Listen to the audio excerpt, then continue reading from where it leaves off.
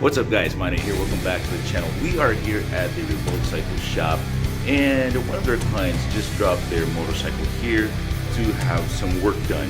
And I was looking at it and I just realized, is it really worth it? And in this episode, we'll be talking about this bike, the Kawasaki W175. If you happen to be in the market for a small displacement, classic styled motorcycle, and the Kawasaki W175 struck you as a considerable choice, then this video is for you. Think of this as a before you buy. As a longtime motorcycle enthusiast who happened to have bought, ridden, and sold the bigger version of this bike, which is a W800, I can't help but wonder, is the 175 version even worth it? Especially for the price and what it offers. Okay, so what is the W175? It is a classic style motorcycle made by Kawasaki. It copies its looks heavily from its bigger siblings, namely the W800 and the W250 Australia, which also happen to be heavily based on British style motorcycles in terms of looks and function. It is powered by a carburetor-fed 4-stroke 177cc air-cooled single-cylinder engine that has a single overhead camshaft. It produces around 13 horsepower and has great low-end to mid-range torque. It has a 4-speed manual transmission with chain final drive. It also comes standard with electric start.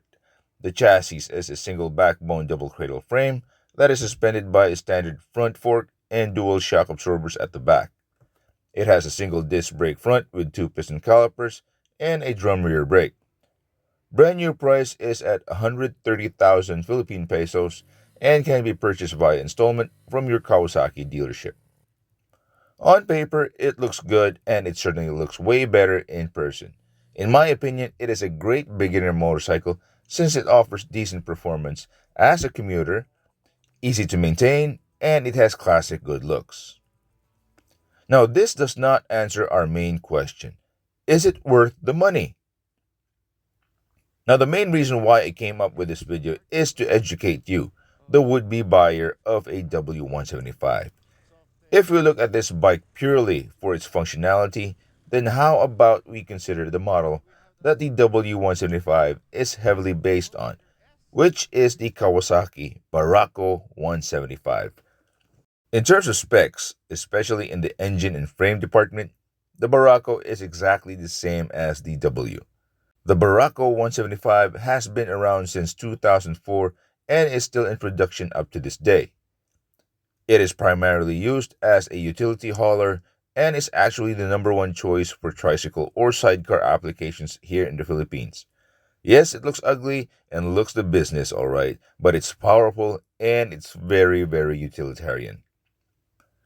Aside from differing in looks compared to the W, the Barako has a drum front brake, 4 rear shocks for heavy loads, and the best part that differs the most from the W is the fact that the Barako has a kickstart.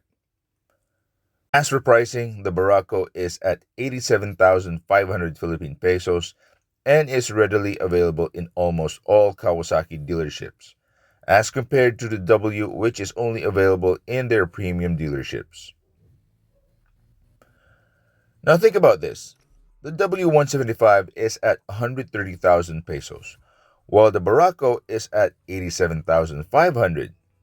That is a difference of 42,500 pesos. Yes, the W looks way better, but if you ask me, I would rather go for the Barako in terms of function and practicality. Also, the price difference is actually more than enough to turn your Barako into a custom-built motorcycle. May it be a scrambler, cafe racer, bobber, or turn it into an even more utilitarian vehicle of your choice. Not to mention the sheer number of used or repossessed Barako units available nationwide. But in the end, the choices are yours. If you have the money and want a cool-looking commuter, go ahead and get yourself a W175.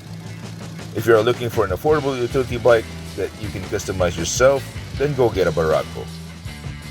Anyway, that's it for this video. I hope you liked this one, and feel free to share your opinions about this topic in the comment section below.